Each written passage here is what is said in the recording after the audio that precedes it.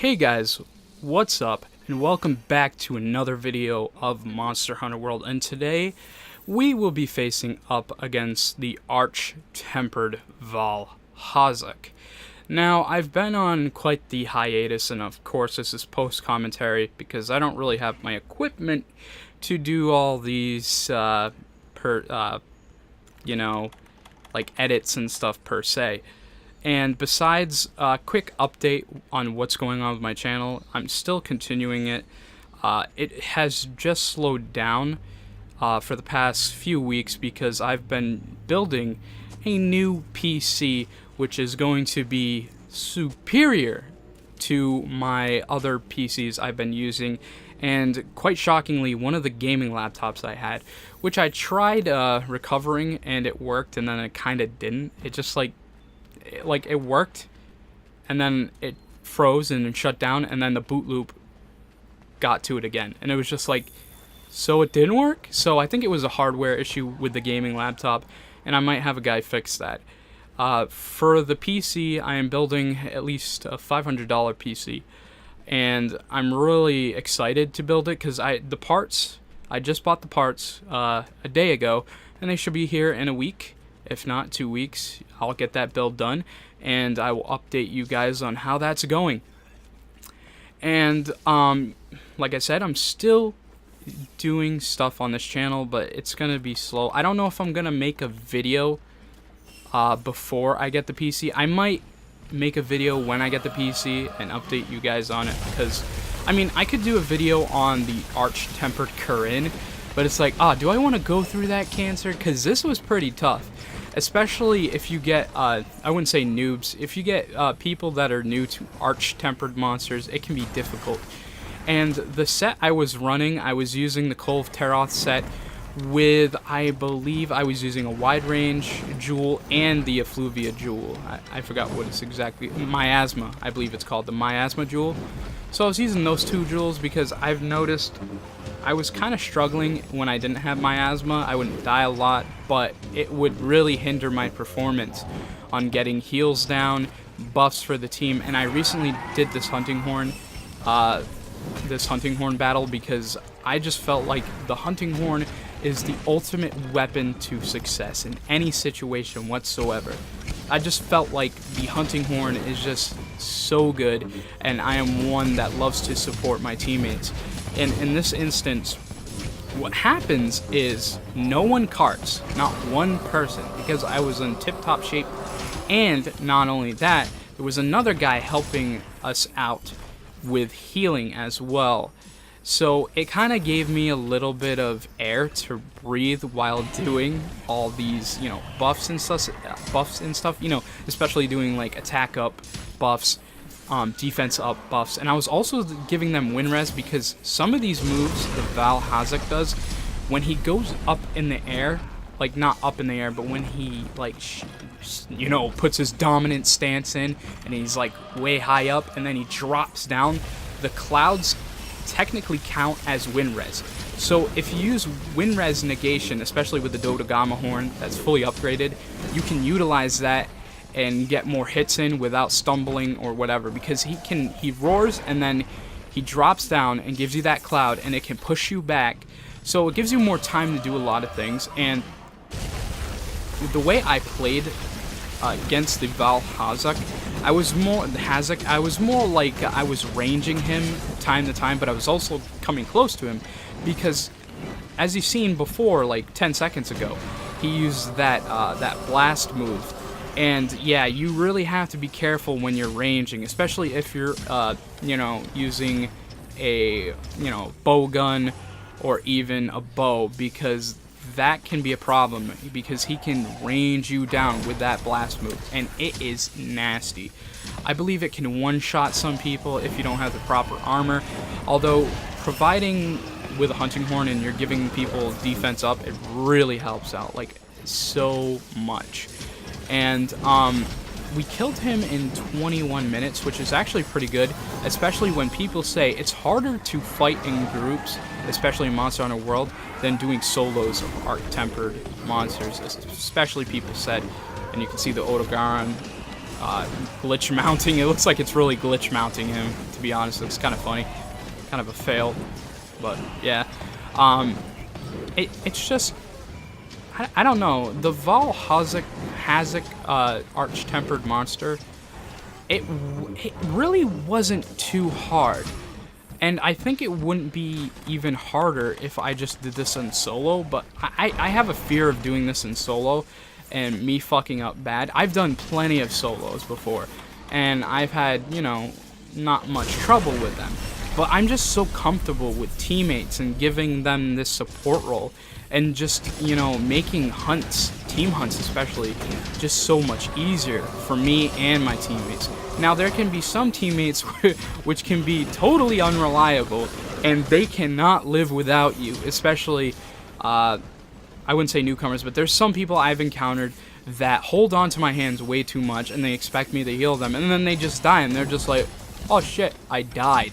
Because, oh, you didn't heal me. No. Because you didn't dodge and you didn't heal yourself. You can't always rely on me. There is times when, I'd say 80% of the time you can rely on me. But there's going to be instances when the Vaal Hazak will range me and I have to get the hell out of there and haul ass. Especially right here. And I was able to get the Swan Dive, or the Superman Dive, you want to say, in Monster Hunter lingo. I don't know, I just, like, a couple of times I tried doing that Superman jump and it wouldn't activate, so it was kind of funky. Like, sometimes it wants to work, sometimes it doesn't. It just depends on how fast you're sprinting, I guess, and that momentum. But I could probably do an Arch-Tempered Corrin fight. But let me tell you, I've had bad experiences with even a Tempered Corrin, just like, oh my god. But I think I'm all set. Based on this Kolv Taroth build, he might have negative thunder res on him. I don't know. I really haven't checked the specs in a while, so I just I just threw on my Kolv Taroth set. Although you can see for my layered armor, I'm using the diver set. One thing I recommend: just get the layered armor of the diver set, because the actual armor of it's pretty much crap. It doesn't have a lot of good skills. But if you do still want to get it, it's there.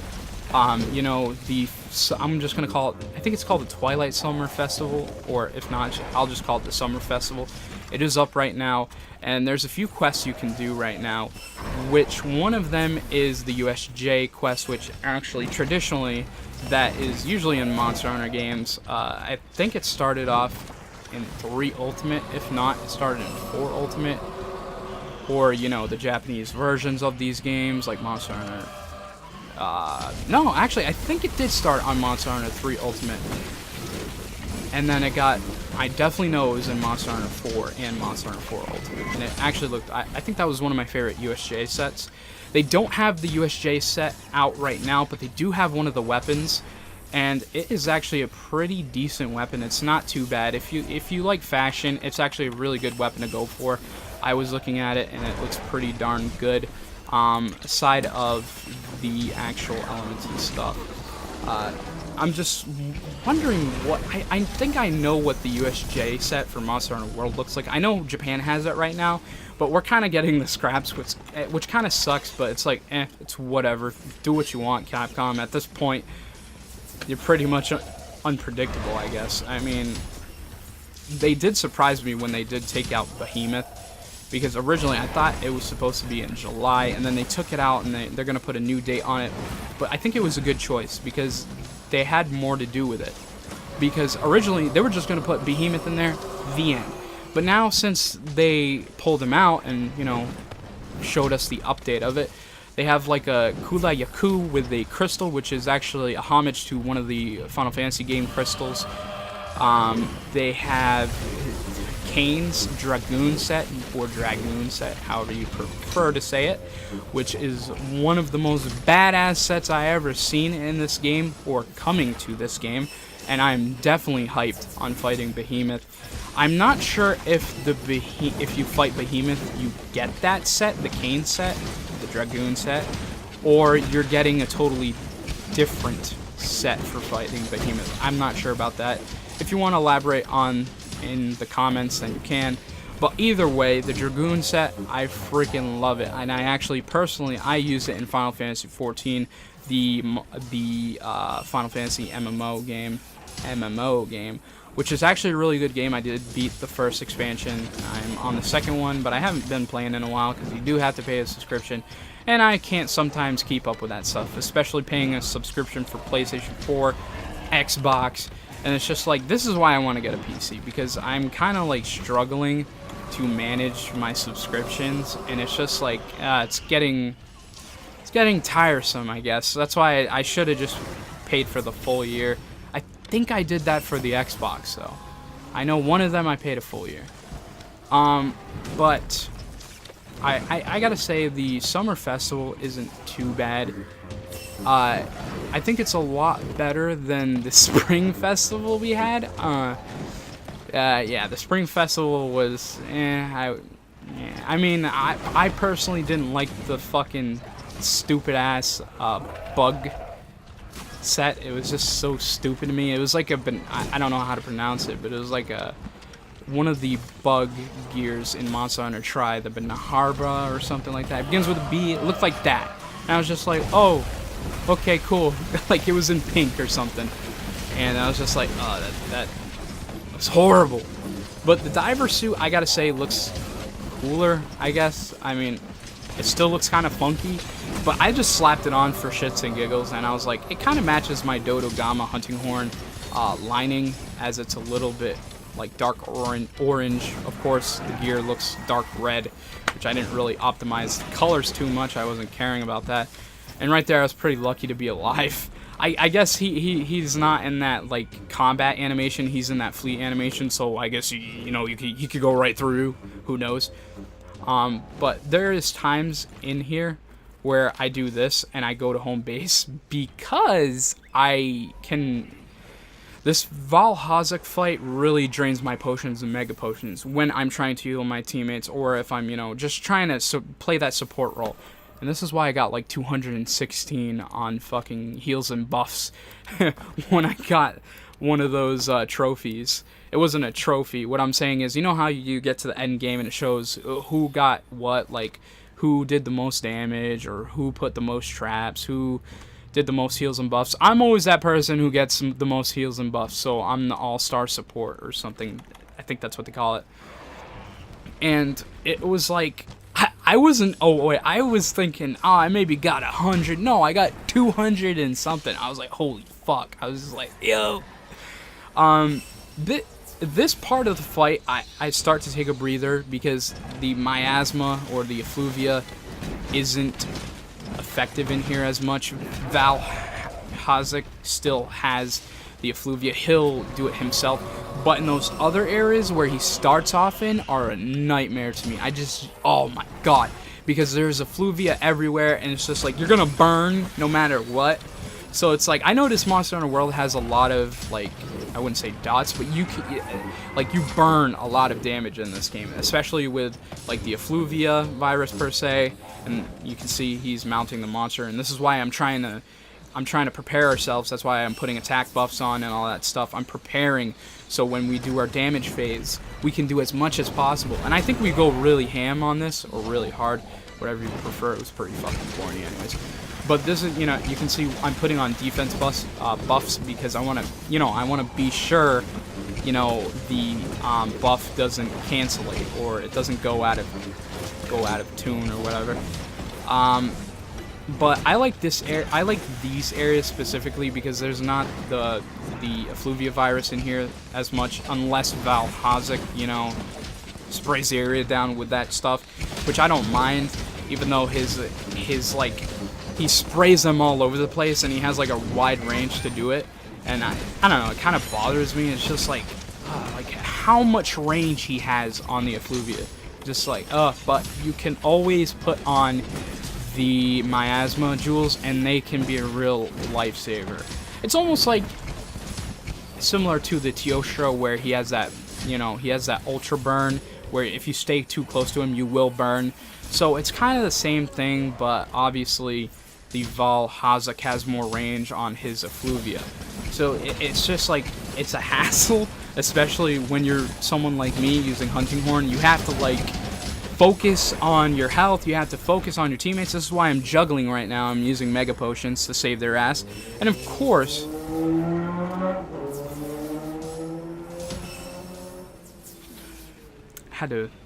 there was a car in the way. But of course, they did not cart because I was not allowing it. I was like, nope, it's not happening. We are not carting.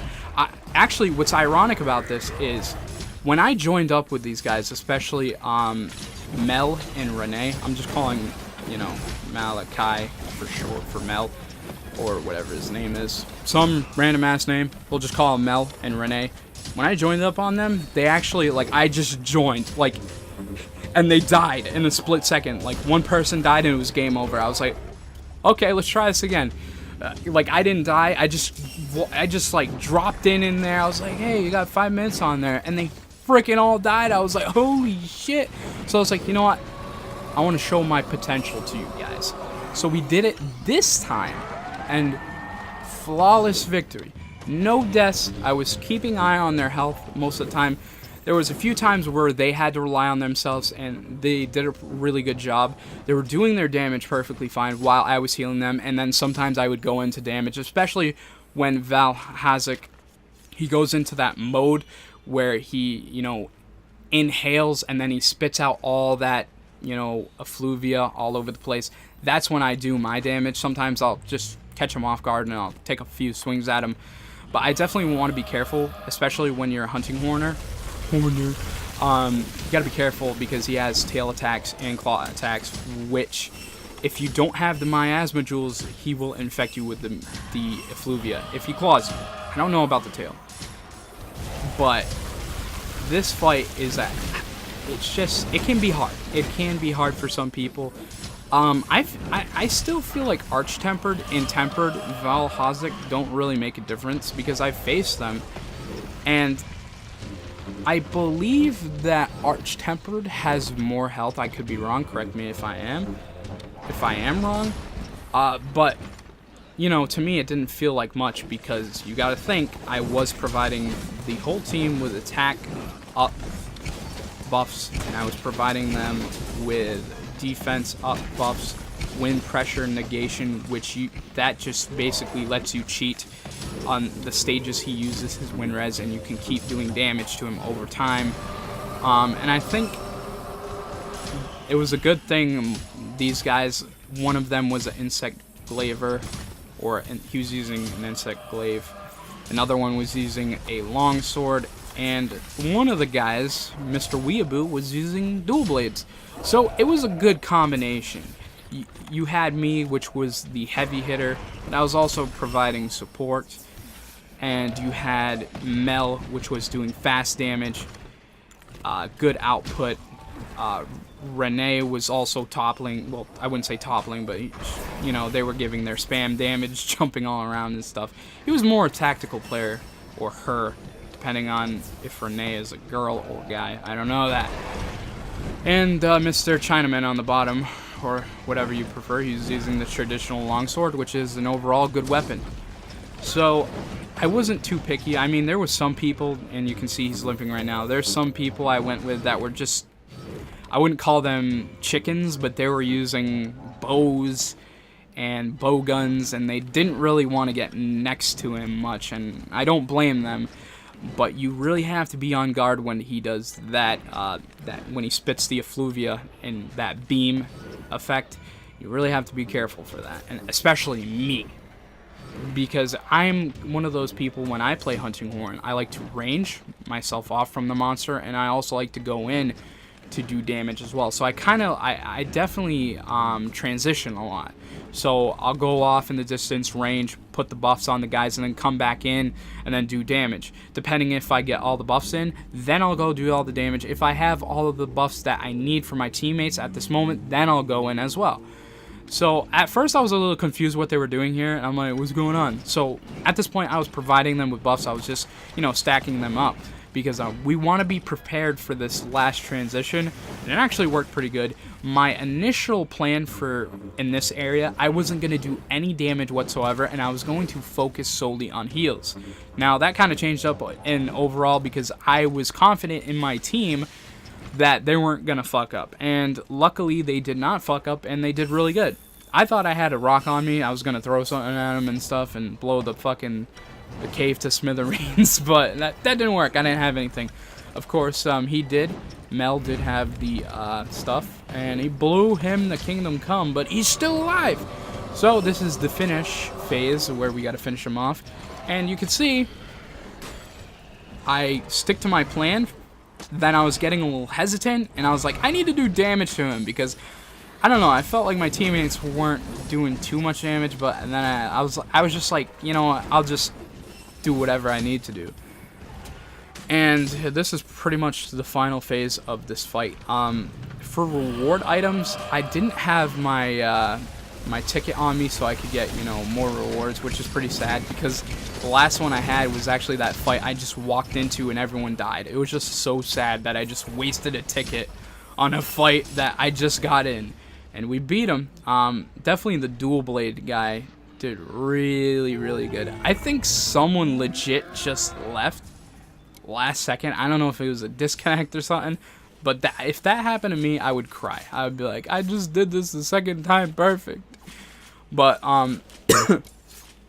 previously in this video, you seen me carve the tail, and I got a gem from it. I was like, oh damn! And I think I only have like 2 Valhazak gems, so I was like really happy to get that gem. I'm like, it'll definitely go to a good cause to this gear because I'm actually planning on building this gear just for the sake of it's an arch tempered set, and I actually like it. It actually looks pretty good. It's a little bit different from the original. It has a glowing effect on it, which is cool. But other than any other features, nothing's really changed.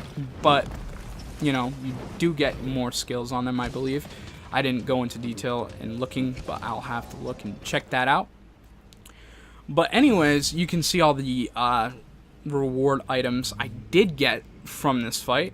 I got, which was kind of depressing because I got a hero's shardstone, I believe it's called. I got that yellow one you see. It turned into a lance one. I was like, I don't use lances, you piece of shit. And the other one was an axe, and I'm like, I don't even use axe either. And it's like, maybe I'll get into axes. Yeah, I got a hero streamstone axe. I'm like, and a lance one. Warrior streamstone axe though. See, no feints, nothing. We're doing really good.